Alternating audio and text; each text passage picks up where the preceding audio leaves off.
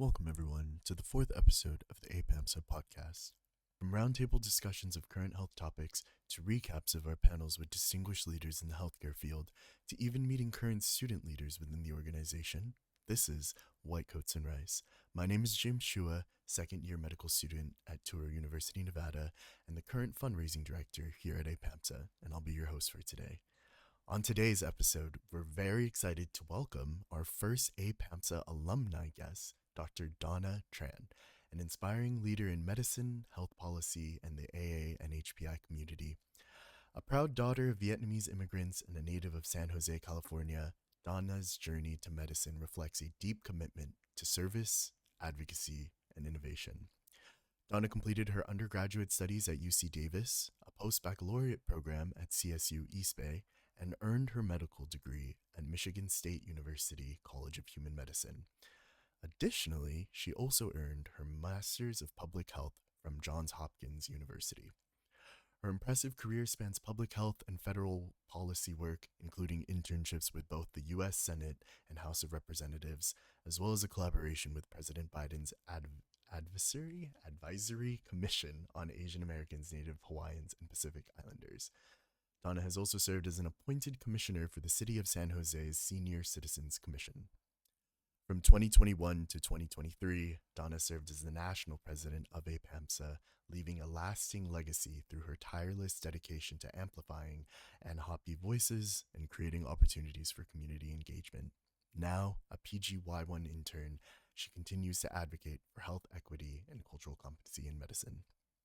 Outside of her professional achievements, Donna is a proud dog mother to a French bulldog named Boba Princess, seeks to reach new heights not only in medicine, but also with climbing and bouldering, and is a culinary expert, which is distinguished by a Yelp Elite Black Badge. Without further ado, join us as we explore Donna's incredible journey in medicine, her insights on leadership, and the unique passions that shape her inspiring story. Donna, welcome to the podcast. How are you doing today? I'm doing well, thank you. Just enjoying the last bit of sunlight during winter. Yeah, absolutely. And a lot of that came from your many bios on the APAMSA website. Yeah, so if it sounds familiar, that's where it was all taken from. I'm very complimented, thank you. No, we are just so we are so excited to have you as our first alumni guest. Like, your story is just so interesting, and I imagine that there are plenty of doctors that have inspired you throughout your time and probably have made you the doctor that you are today. I can probably think of like Dr. B. Lee or Dr. Demon Lee, like hmm just to name a few. But there is one doctor I'm very interested to know, like how they have inspired you, and that is Doctor Who. Oh my gosh, I'm flabbergasted right now. Yes, Doctor Who. I actually got into it because my cousin and my brother started watching the 10th Doctor, David Tennant, back when he first came out in like the early like 2010s. And so like I've heard of Doctor Who. I was like, oh, this is like some weird British sci-fi like thing. And then they're like, oh yeah, just watch an episode with us. And then I just got totally hooked. So this was before like med school. I actually went to Silicon Valley's Comic Con, and David Tennant was here, like in San Jose, like area, and I had to pay like $100 to get like a picture taken with him and his autograph. And I told him this was like when I was applying to med school. I was like, "Oh yeah, I'm like going to medical school. Like Doctor Who is like, your characters inspired me so much into becoming like kind of doctor I wanted to be." And he like perked up and he's like, "Oh, brilliant!" And I was like, "Oh my god, this was the best moment of my life." So yeah, so I met him in person. He's amazing. He's really nice. Like even though like 1,000 fans are like going through and taking pictures with him, but he is still my all-time favorite doctor. Doctor Who is still going on now. Give it a watch. Like, yes, it's a huge time investment, but I just think it teaches you so much about like character, in like such a good sci-fi sense versus like Game of Thrones, which I also love, but it's like very messed up. So I feel like it's at least more like nerdy, hopeful, positive. So yeah, I still watch Doctor Who and I love it so much. So you keep up even with the most recent seasons of Doctor Who then? Yeah? Yeah, so I know the most recent one was Nshuti, the black doctor, and I haven't seen like the whole thing yet. I know there was a Christmas special that just came out, so I have to catch up. But I've like caught up like with the ninth doctor, 10th, and then 11th is Matt Smith, which I think most people know by association of his face. And then you have the 12th doctor, which is an old dude. 13th was a woman, I think her name was Jodie Whittaker. And then 14th is now Nshuti. I think the 12th Yep. Doctor is Peter Capaldi, right? Thank you. Yes, Peter Capaldi. Thank you. Yeah. the, I'm somewhat familiar with Doctor Who. I remember back in my younger years when I used to be on Tumblr, I would always see like Doctor Who content all the time. But Oh, memes, memes yeah, upon memes. Yeah, yeah, for absolutely. sure. But I Hmm. really, it's so warming, especially for me personally as like a queer person, to see like how inclusive Doctor Who can be, and especially that's why I was curious if you're keeping up with the latest season because, to my knowledge, they have not only drag queen but non-binary actor Jinx Monsoon as one of the Oh, I love villains. Jinx. Yeah, Yes, yes. I haven't seen their episode yet, but I also used to watch RuPaul's Drag Race, and I definitely did watch Jinx Monsoon season. But don't quote me on anything. I like just don't remember anymore. But I do know some of the drag queens. Like they're amazing. yeah, of course. And I feel like no, that is such a important thing, like the sense of inclusivity. And I also watched a lot of Drag Race. I think one of my personal biggest accomplishments prior to me joining APAMSA, and I think it sort of led to like why I work towards serving the communities that I do. But back in the day when I was at my undergraduate university, it was the University of San Diego. And to our listeners, or to you, if you didn't know, that is a private Catholic institution. Oh, Yeah. I did not. Uh, Isn't that the party school? no, For the that's San Diego State state. University. Thank Yeah. you. Okay, got it. Yeah, I get that a lot. It's either, oh, you went to UC San Diego, and I'm like, no, that's the La Jolla school, and then they'll be like Hmm. the party school. um and but in any case, what I've been meaning to say is that back when I was in undergrad, uh one of the things that really ruffled a lot of feathers was we hosted a drag show on campus, to amplify queer voices. Um and we would always invite drag queens to host the show. And one of the amazing queens we got to bring through to host the show was Bob the drag queen before she won her season. Stop. You've Yeah. met Bob? Yup. What? That's Inc- amazing. yeah, Yeah, that's amazing. they wore their the dress they made from the first episode of their season, so the one Stop. with the They're a purse. legend. Yeah, Yeah. yeah. Even I know Bob. Yep. Yeah. But one of the things that I think is particularly special about Bob the Drag Queen that you parallel is how politically involved they are, you know? Mm-hmm. And I would love to hear more before we dive deep into your journey through medicine. Like, what inspired you to do so much policy work? I feel like at least for me, so I don't want to speak for everybody, but I find that there is such an overlap between medicine and policy, but for a lot Mm-hmm. of folks, they don't know how to, if they have a passion for both legislation and medicine, how to incorporate the two. And so to see how much you've done, like, it's so inspiring. And so, how did you get started on that? Yeah. So this is gonna sound funny, but I used to be like not interested in politics at all. I used to be like borderline apolitical prior to med school. I mean, I knew that there were elections. I knew Obama won, right? I knew Bush won before. But I just didn't, and I don't know if it's like an age thing, but when I was younger, I was just very so much in my bubble. And I like didn't know exactly what the three branches of government did like years ago. So I think that medicine kind of comes hand in hand with being involved with the community and advocacy. Like you really, it's difficult to remain in that bubble as you progress through your medical journey without opening a few eyes and a few doors. And the reason why I say that was because I knew that in med school, I was obviously happy with like the clinical training we get. That's what med school does, pumps you out as a doctor.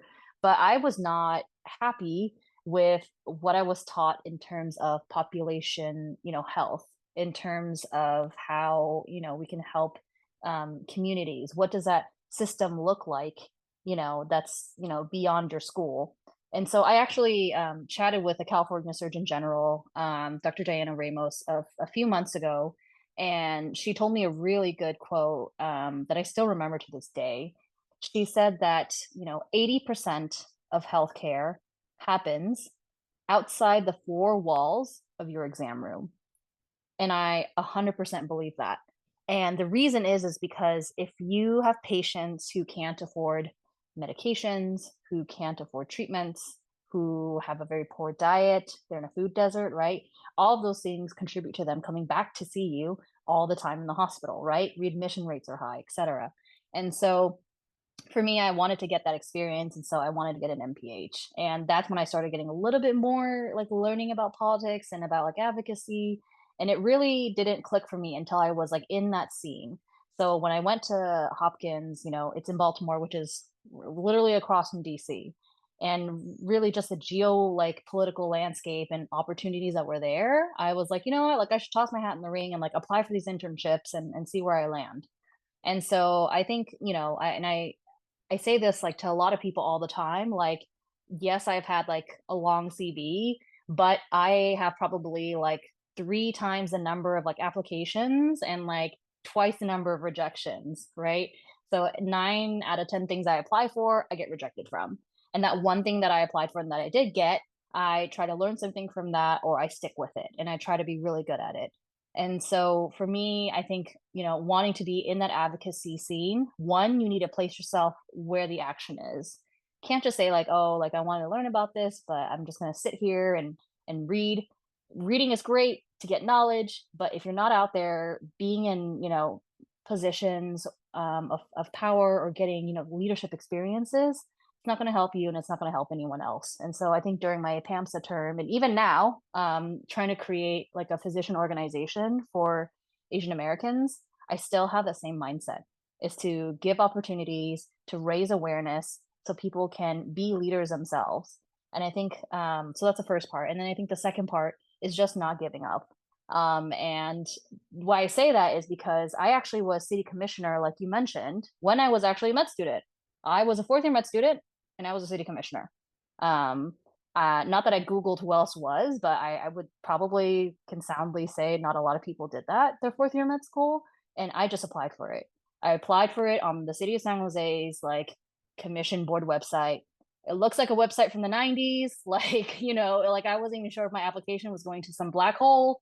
And then my council member called me and said, hey, like, congrats, we're going to appoint you as a city commissioner. And I was just a med student. So never feel like, you can't do something based on the level of where you're at. You can do anything at any time.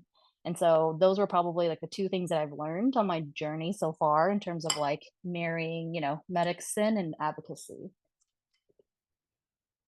My truly like we don't have the cameras on right now, but my mouth is agape. That is so like inspiring to hear. Wow. Would you say your journey in policy work has like closely paralleled your like career, like the beginnings of your medical journey? Like, so in other words, I'm asking like how where did your journey in medicine begin, and how closely did that tie to policy work? If there even is an overlap in the very like in the genesis of the Donna Tran medical journey. Um, Oddly, I would actually say that actually the medical journey began a lot earlier than my advocacy political journey. And that's because years ago, my father, my whole family is like OG immigrants. I was born here, but they came over like during the Vietnam War. And my dad, long story short, had a brain tumor, was very like anti-feelings, anti-mental health, and that just took a toll on our family. And we're from San Jose, California, where there's like a huge number of Asian Americans in general. And they just could not find any Asian therapists. It was actually very shocking.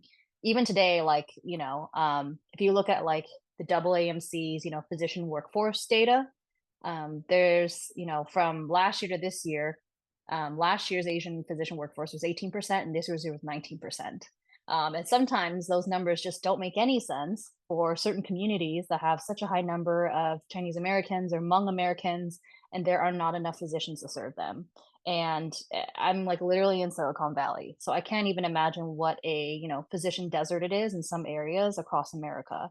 And so in general, I would say, that kind of kickstarted off um, my journey in exploring medicine and how I can help families in those similar situations.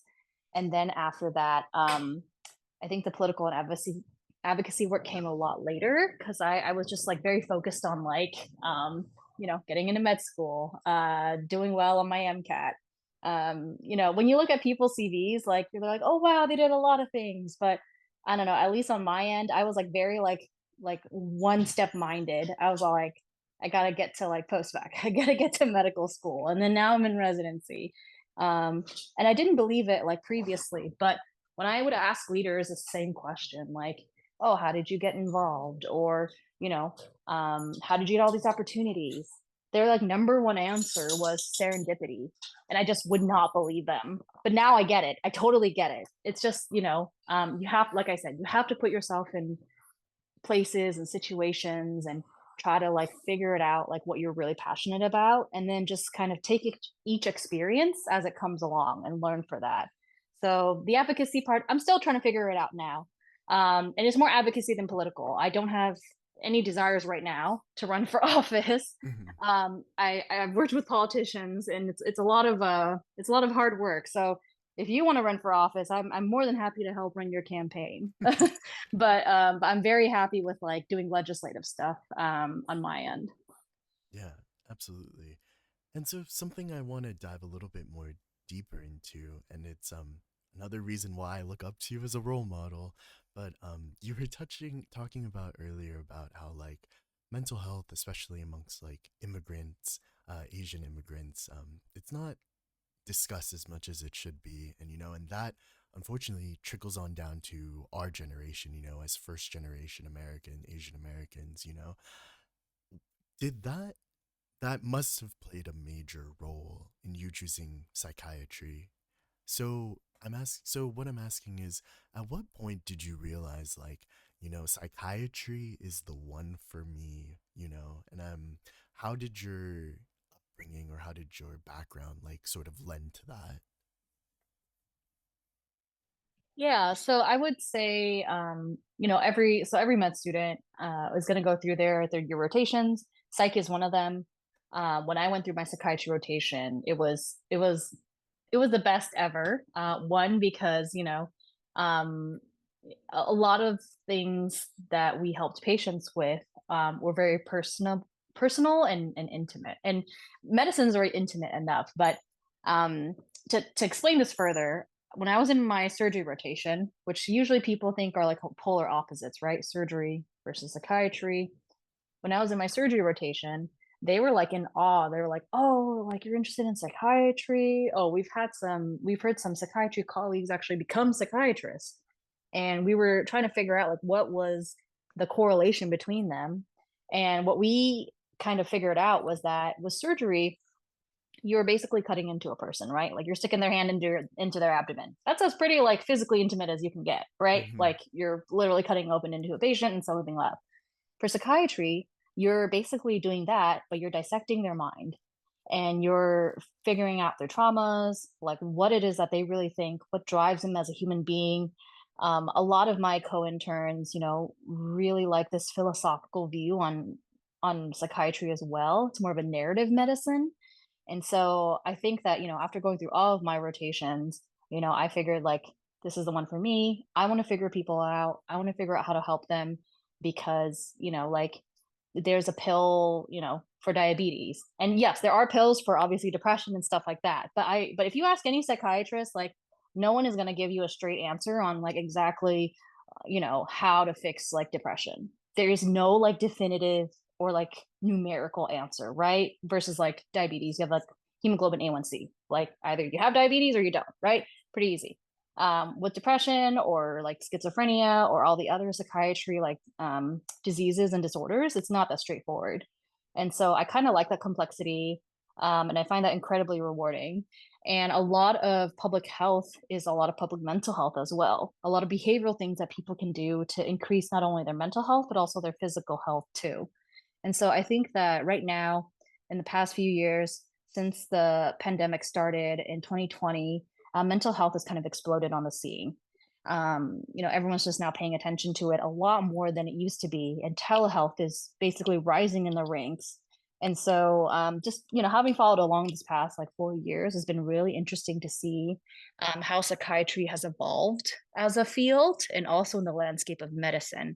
So I'm very interested to see, like in this upcoming administration, how psychiatry medicine is going to be impacted by this different, um, presidency, this different Congress, right? It's going to be completely Republican run, and seeing like what does that do to medicine and our population health in general. Yeah, absolutely. That is yeah, I there's so much. Yeah, I can't even imagine how, because we don't really think about the environmental factors and how they impact, our mental health. Environment meaning like anything not like out of our control. And so, man, that is a very wild thought to have, to ponder, you know. And so you talk about how your third year rotation is when it clicked for you for psychiatry. If we rewind just a little bit more, was it your first or second year that you joined APAMSA? Oh, joining APAMSA was actually another wild story. So, I don't know. I don't, I always laugh at this because I don't know if it makes me a good president or a bad president before. But before like med school, I didn't really know APAMSA existed. Like when I got to med school, I was like, oh, there's probably like some Asian medicine organization, and that's when I found APAMSA. But literally, like, didn't know it existed until like med school. So I like first semester of med school, we had some really nice upperclassmen second years. They actually went to I think they went to the 2018, 2019, something like that, national conference.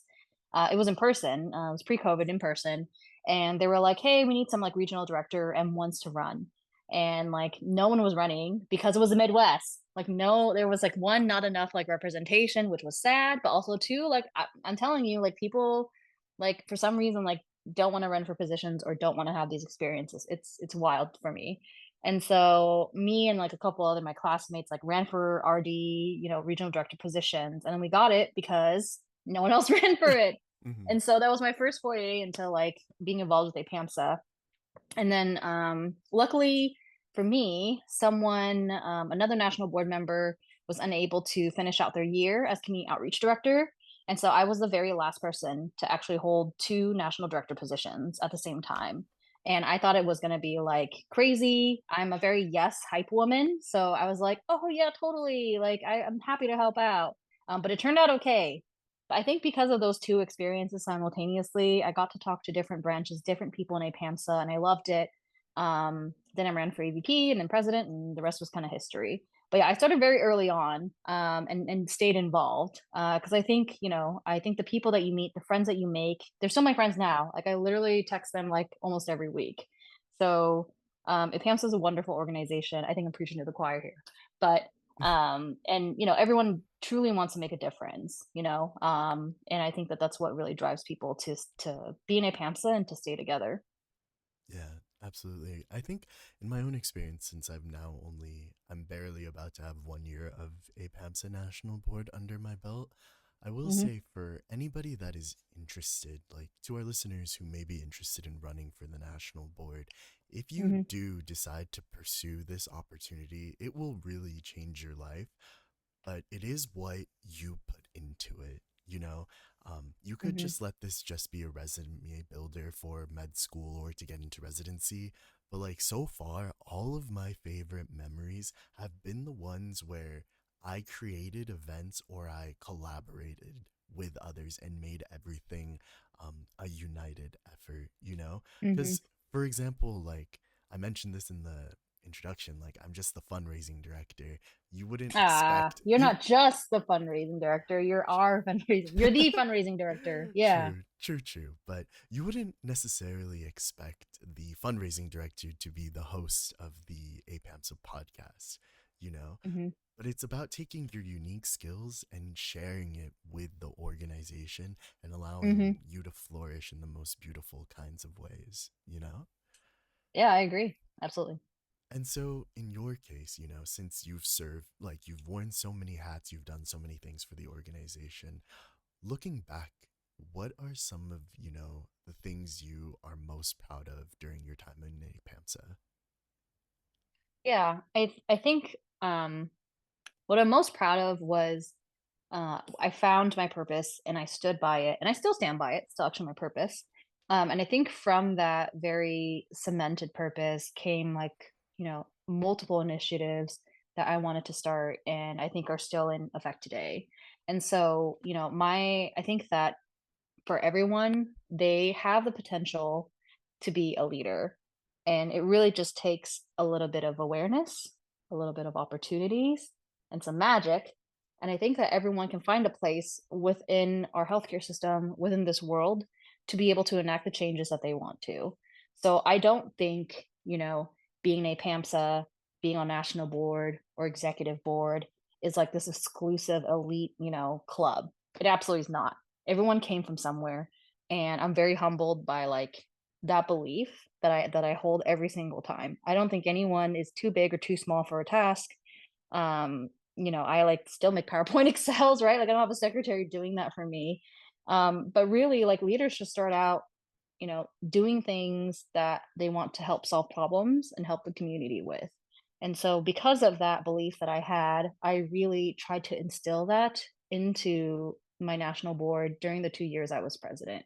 And so there were some things that I wanted to implement that would sustain the organization for a long time and be able to carry on, these like legacy aspects of that would help future students as well. And so one being, to give you an example, was membership dues. We were the last medical student organization to not have membership dues.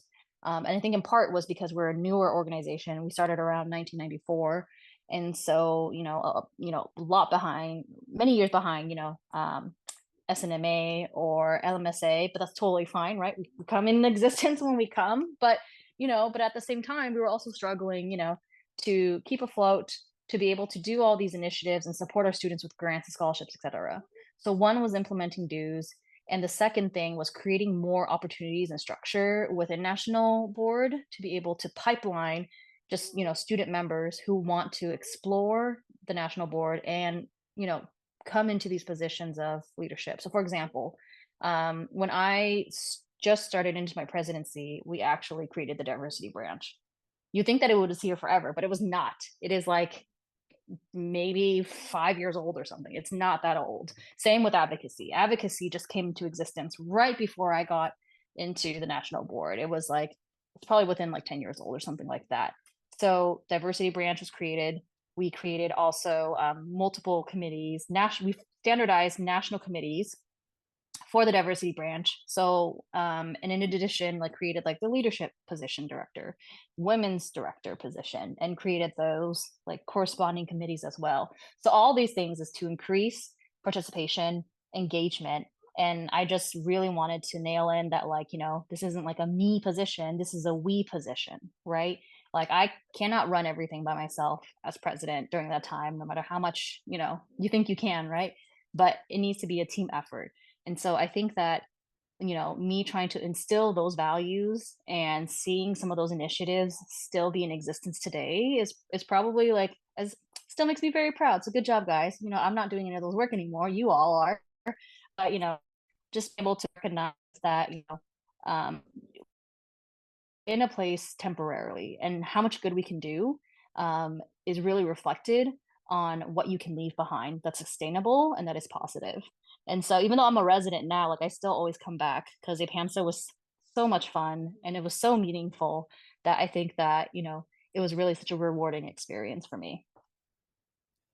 Absolutely. I mean, you truly do have such a long lasting legacy at APAMSA. And I think, like, something that inspires me so much about the work you've done and so much of the national board and past presidents and everybody, all of the alumni, is that, like, what you guys have done is truly like you found APAMSA in a way and then you left it in a better state than what you got, you know? And I Yeah, think, we try. yeah, We try. right, Yeah. right, yeah. And so that's, I feel like if somebody is ever interested in joining this org, that's what I feel like should be always motivating them to do more than what their position entails, you know? What can you do Hmm. to keep growing and create that sustainable change? Um, Yeah. Hmm. but yeah, man, you inspire me so much. I can't wait to 4 elections in 3 months or in Oh, March. you'll get there. You'll somehow, some way, you'll get there. Time will fly. Next thing you know, you're graduating and you're going to be a psychiatrist yourself, or etc. So time will fly. One can only hope. Yeah. But in that case, so since we're talking about the future, some to some degree, I think you now being a PGY1 at Stanford, that's huge. I feel like something that we as medical students and we as like, not doctors yet, there are a lot of misconceptions we have about what's to come, whether it's even just about medical school or about residency or about being a doctor 101. Um, one of the first personal huge misconceptions I had about medicine that I hear from my mentors, um, it's not all fun where it's like all treating patients all the time. Like what I've been told is that there's a lot of paperwork, like more than you can possibly imagine, you know? And so, in that theme, what are some common misconceptions about the medical field or medical school in general that you think requires some clarification or something that you would like to enlighten our listeners on? Yeah, so this I agree with what you said. And I'll just kind of integrate and echo a bit of what I also said earlier.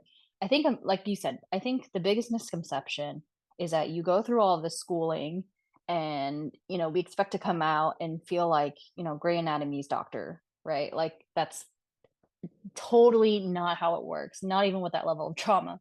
I like when I was in medical school, I really took that time for granted because it was really hard, right? Like you dig your nose into the books and you're like, okay, once I learn all this information, I spit it out, I take step one, step two, I go to residency, I'll just like magically know everything and the whole system will make sense.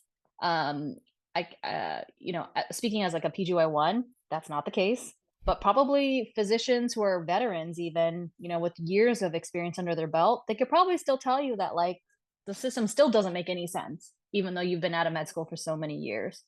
And so I guess what misconceptions, the biggest misconception I had in medical school was that I thought going through medical school and graduating would give me this magic wand to feel better about myself and about my job and career in medicine, and that's just not the case.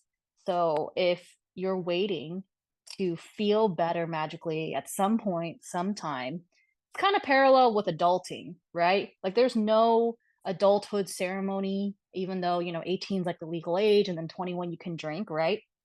You graduate undergrad, but there's no like, oh, at 25 now you're magically an adult because you can actually rent a car. I think it's like 24, 25 or something. And then at 26 you're off your parents like health insurance, right? Like there's no like magical ceremony that will graduate you into adulthood, that will graduate you into doctorhood and make you feel better at all. And so I think that kind of like cognitive like dissonance between like your expectations and the reality of medicine in this world is very jarring, right? I think medical students and doctors live in our bubbles a lot of the time. And that's why, with like our, white ivory tower schools, staying in academia, like there's even a problem with physicians like talking to their patients. Like half the time, like we say these all these huge, what is it, jargon that like patients are looking at you and they're like, uh-huh. Like we can't even like communicate with our patients sometimes. And I think that's a reflection on our own notions as a physician community, and thinking that, once I go through these like rites of passages, right? Pre-med, med, residency, attending, then life's going to be 100% better. And it just doesn't. And so what I say is that, during along this journey, You should just try to experience the journey for itself and find meaning in what you're doing right now. If you're always thinking about like the next step or having to achieve the next step, then I'll be happy or then I'll be successful, then you're never going to feel fully whole and fully happy until you're on your deathbed, right? And even then, people still have regrets right before they die. So I think being a doctor is a very conscious choice, like about what you want to do and about the realities of it. And so, I know it's hard not to pigeonhole yourself into thinking about the next step or about this perfect system that'll magically appear to you on a red carpet once you graduate med school, but it's really not the reality.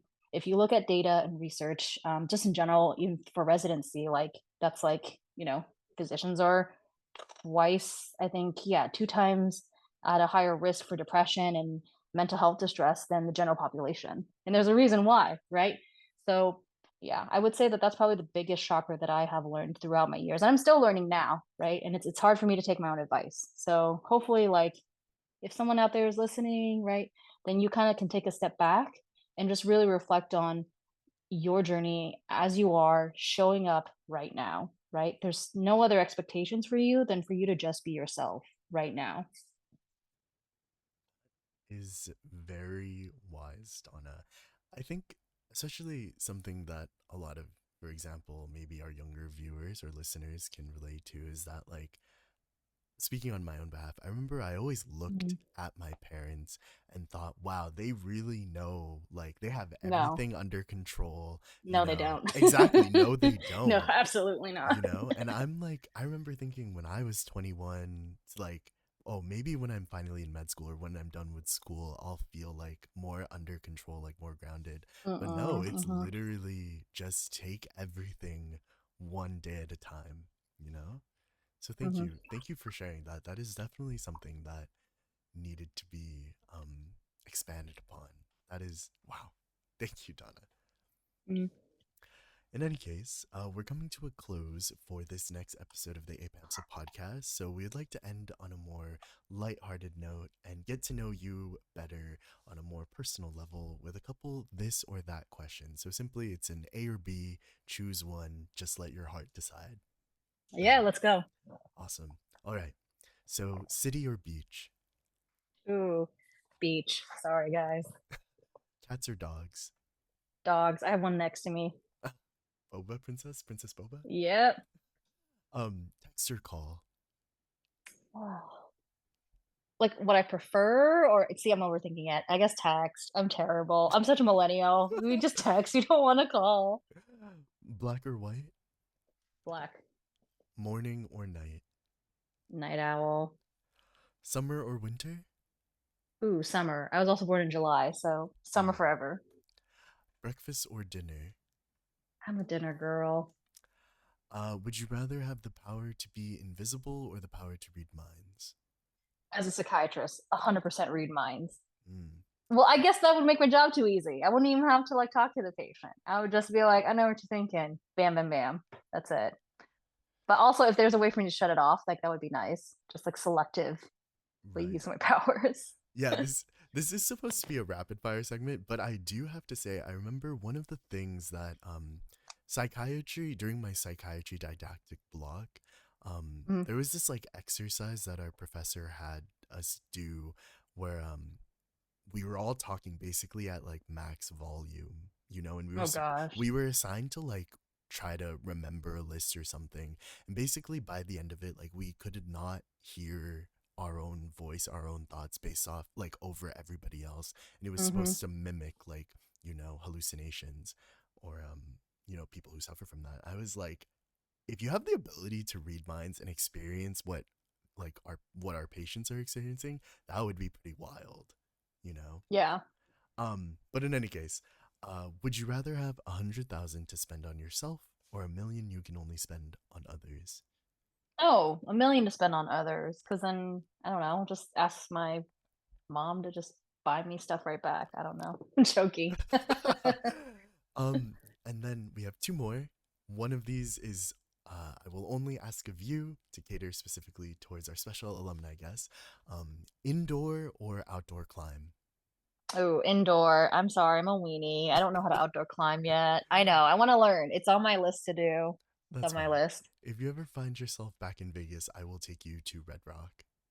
Yeah, yep, that's classic rite of passage right there. Exactly. And then finally, would you rather retake step one or retake the MCAT?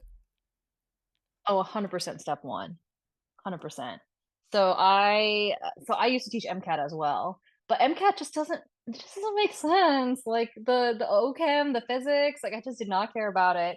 Also, I think MCAT is more miserable because you can retake it multiple times, whereas for and there's no like pass. I mean, there is a passing score ish, but like with step one, you just need to take it and pass. So I'd rather do that versus MCAT. You have to retake it multiple times if you aren't happy with your score. I feel like that just messes people up. Because how many times did you remember hearing your friends say, "Oh, yeah, retake the MCAT again"? That is like years of your life. That I feel like that's more hellish than just taking step one once and then passing it. Absolutely. I have not taken step one yet, but I will It's eventually pass or one fail. day. You're gonna Yeah. pass. You're gonna pass. Like it's gonna happen. You're gonna pass. You only take it once and you're done. That's it. Whereas MCAT, it's like I've never used OChem again. Just FYI, I'm Mm, very staunch like advocate against OChem. Just not using it. Yeah, nice. Well, in that case, that brings us to the end of our This or That segment. Thank you for your candid and thoughtful responses. As we wrap up, we love to close out our one on one series by seeking advice from our incredible guests. I know you provided a lot of wisdom with our misconception question, but I would still like to ask, anyways, if you have anything else that you would like to share.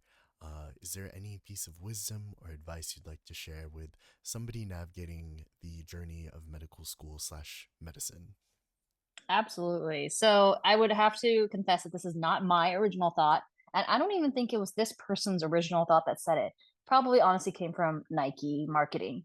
So I actually saw Mr. John Chu, who's the director of Wicked and also Crazy Rich Asians, up in SF. He's doing a fireside chat talk with Aquafina. And it was super awesome just seeing them like chat up on stage and talking about their lives and the creative arts of film. A real like great breather from medicine. And he was also asked like, a lot of like these questions as well and like advice for people, etc.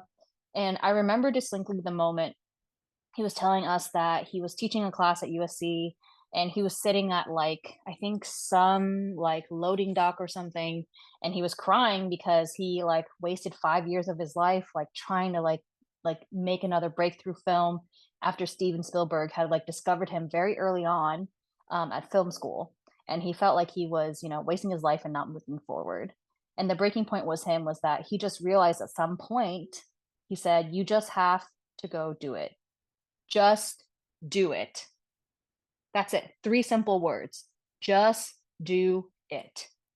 And it's like three words. It's not like a Nike logo, but I was just listening to his story and I was just like, you know what? He's right. Like, if I don't do what I want to do now, what I'm passionate about, then one, no one else is going to do it. And two, like, or someone else is going to do it. Right. And I rather do it because it's something that I'm passionate about. And so I think that advice really kicked me off to continue wanting to start up the National Asian Physician Association, NAPA, with APAMSA. So really thanks to, Mr. John Chu, who's the director of really famous movies, just giving really good advice. And it didn't even came from like a doctor. It came from a director, a film director, right? He was just like, just do it. And I was like, you know what? You're right, Mr. John Chu. I'm gonna go do it. So yep. I hopefully like if anyone's listening out there again, like if there's something you just want to do, just do it.